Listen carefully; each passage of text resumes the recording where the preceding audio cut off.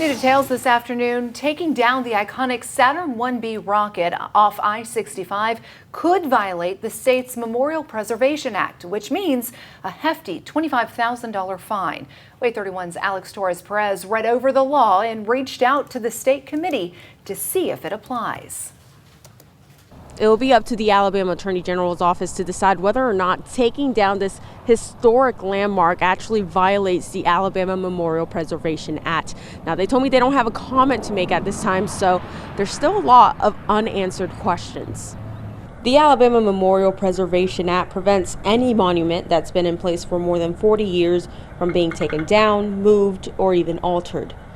The Saturn IB rocket has been at the Welcome Center off I-65 since 1979, so just slightly longer than that 40-year limit.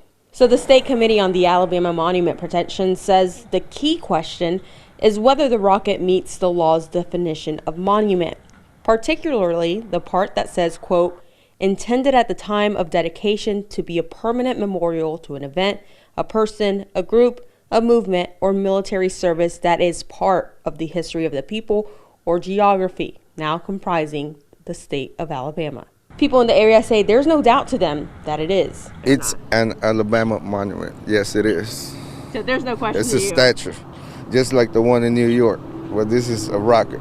Yes, it's just a little bit different.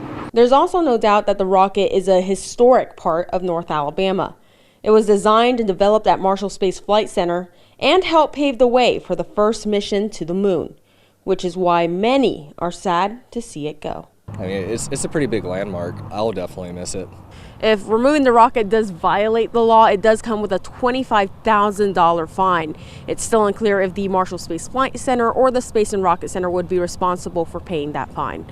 Reporting in Limestone County, Alex Torres-Perez, WAAY 31 News. Now, both agencies say the rocket must be removed because it's deteriorated so badly it's actually now a safety risk. It's still unclear when crews plan to officially start removing the rocket.